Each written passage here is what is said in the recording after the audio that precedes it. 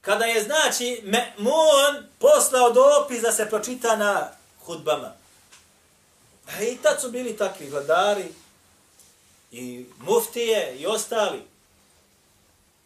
Da je Kur'an stvoren. Da je Kur'an šta? Stvoren, nije to Allahov govor koji je vječan, nego stvoren.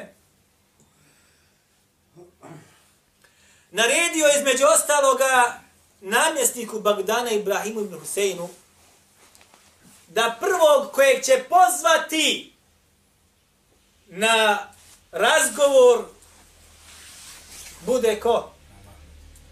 Ne. Njegov učitelj. Učitelj imama Ahmeda. Učitelj imama Buharije. Affan ibn Muslim. Jer je bio najjači. Najjači. Prvo njega da pozove na razgovor. Informativni razgovor. Pa su došli po njega.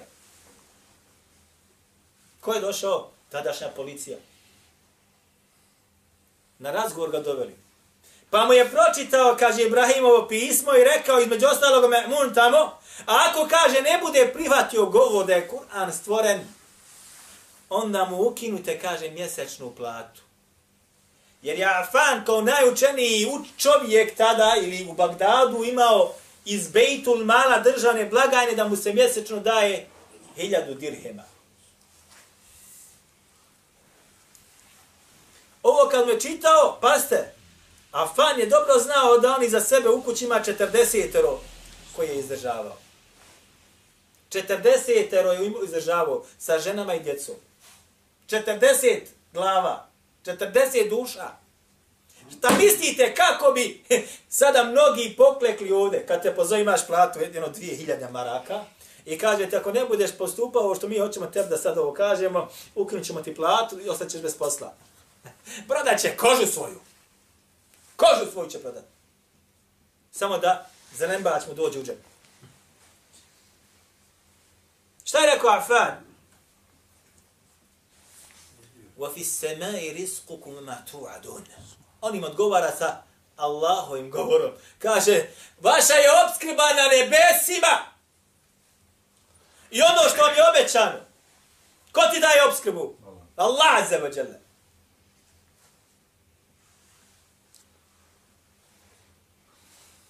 Nećeš kući. Kaže, kada je došao kući, kad su žene njegove čule i porodica šta se dogodilo i da nije htio da pristane, počeli su ga šta? Koriti. Kako 40 duša sad da se prehrani? Kako? A nijesi više mlad. Kaže, dok su ga korili, neko na vrata zakuca. Otvori, uđe čovjek. I kaže on njemu, evo ti, kaže, ova kesa. U njoj je, kaže, 1000 dirhema.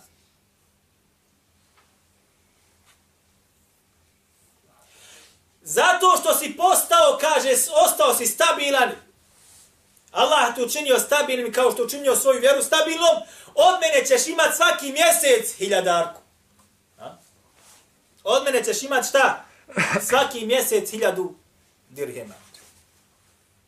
On ti ovaj ukinu, hoće te uvedu u kufr. Odbio si. Allah ti je otvorio od Allahovog groba. Od dobrog čovjeka ili dobrih ljudi. Vjerujte mi, danas sve ovo ovako hoda. Svi oni koji su nešto završili trče za tom 1000. A zaboravljaju da opskrba dolazi od Allaha, a ne od organizacija ili firmi ili institucija. I uvijek se nađu dobri ljudi koji će potpomoći hak istinu. Uvijek. A mnogi od njih čak žele da ostanu u